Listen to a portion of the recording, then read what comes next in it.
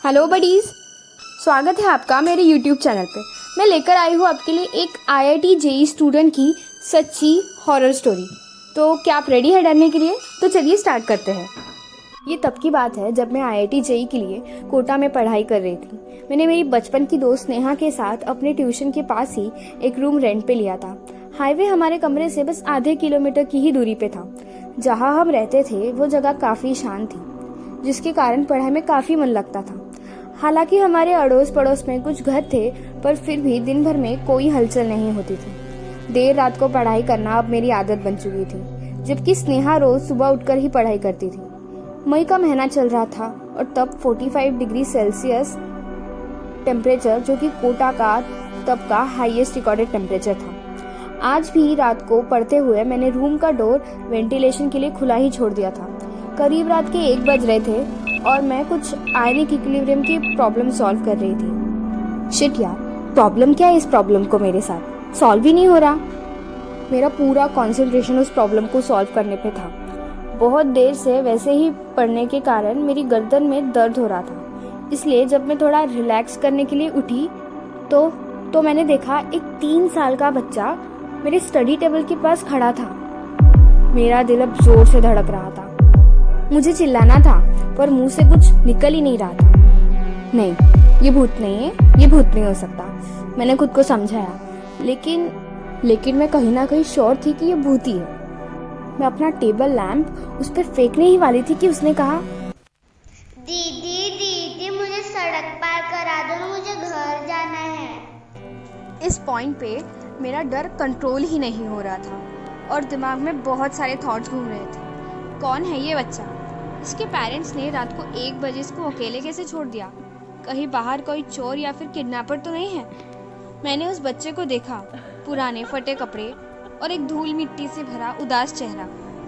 वो किसी मजदूर का बच्चा होगा जो आसपास की किसी कंस्ट्रक्शन साइट पे काम कर रहे थे। मैंने बहुत हिम्मत करके कहा, ठीक है, तुम बाहर रुको, मैं आती हूँ। वो चुपचाप बाहर चला गया। जैसे ही वो बाहर गया, मैंने दरवाज़ा बंद कर लिया और चैन की सांस ली। थोड़ी देर बाद मैंने उस बच्चे को बोला, खुद चले जा अपने घर। फिर उसने जो जवाब दिया मैं वो कभी नहीं भूल सकती। उसने कहा, सड़क के उस पार चुड़ैल है, मैं अकेले नहीं जा सकता। ये सब सुनने के बाद मेरे पास खड़े रहने की भी ताकत नहीं थी। मेरे पैर कांप रहे थे। मैं दरवाजे के पास बैठ गई। बच्चा अभी भी बाहर रो रहा था। उसके रोने की आवाज़ सुन के नेहा जाग गई। उसने पूछा, हो क्या रहा है यार?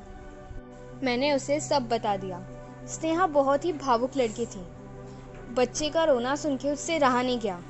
उसे बच्चे की बहुत चिंता हो रही थी। उसने कहा, मैं उसे सड़क पार तक ड्रॉप करके आती हूँ। शट अप, तुम पागल हो गई हो? रात के 1 बजे सुनसान हाईवे पे एक अनजान बच्चे के साथ अकेले जाओगी? उसने मुझे इग्नोर किया और उसने दरवाज़ा खोला। बच्चा अभी भी रो रहा था। स्नेहा ने उसका हाथ पकड़ा और बाहर जाने लगी। मुझ में अब इतनी हिम्मत नहीं थी कि मैं उसके साथ जाऊं। मैं उन्हें तब तक देखती रही जब तक वो दोनों रात के अंधेरे में गायब नहीं हुए। 20 मिनट हो चुके थे, पर स्नेहा अभी तक नहीं लौटी थी। मुझे उसकी बहुत चिंता हो रही थी। मैंने थोड़ी हिम्मत जुटाई और हाईवे के पास जाने का सोचा। रूम का दरवाज़ा बंद करके मैं उस सुनसान हाईवे की तरफ स्नेहा को आवाज़ लगाते हुए जा रही थी। मैंने उस सड़क के एंड पे देखा, वो वहाँ अकेली ही खड़ी थी। उसके साथ बच्चा भी नहीं था। मैंने उसे पूछा, वो बच्चा कहाँ है? उसने कोई जवाब नहीं दिया, पर एक अजीब तरीके से वो मुस्कुरा रही थी। मुझे अचानक बहुत गुस्सा आया। मैंने उसका हाथ पकड़ा और मैं उसे वापस रूम की तरफ ले जाने लगी। जैसे जैसे हम आगे बढ़ रहे थे, वैसे वैसे कुछ पैरों की आवाज़ हमें सुनाई दे रही थी।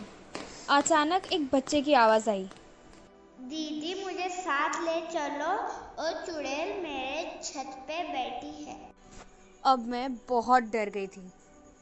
ये सब सुनने के बाद मैं होश में ही नहीं थी। मैं वहाँ से भागने लगी जब तक रूम में ना आ गई। रूम में आने के बाद मैंने नोटिस किया कि स्नेहा मेरे साथ नहीं आई। उस रात मुझे बिल्कुल नींद नहीं आई। मैं पूरी रात स्नेहा के बारे में सोच रही थी। मुझे उसकी बहुत चिंता होने लगी थी। सुबह उठ के मैंने मेरे पड़ोसियों को बताया और हम सब वहाँ से स्नेहा को खोजने चले गए। वहाँ पहुँच के जो मैंने देखा वो मैं कभी नहीं भूल सकती। स्नेहा की लाश वहाँ पे पड़ी थी, कटा हुआ सर और उसके चेहरे पे वो अजीब मुस्कान मुझे आज भी डराती है। लोग कहते हैं कि कोई एक्सीडेंट हुआ होगा, पर मुझे पता है कि उसके साथ क्या हुआ। अभी भी वो बच्चा मेरे सपनों में दिखता है। सपनों में वो कहता है कि वो चुड़ैल मुझे दिन भर घूरती रहती है और एक दिन मुझे भी मार डालेगी। अभी मेरे पास कोई ऑप्शन नहीं है। Therefore I am still waiting. अगर आपको मेरा वीडियो पसंद आया हो तो चैनल को सब्सक्राइब करें, वीडियो को लाइक करें और बेल आइकन प्रेस करना ना भूलें।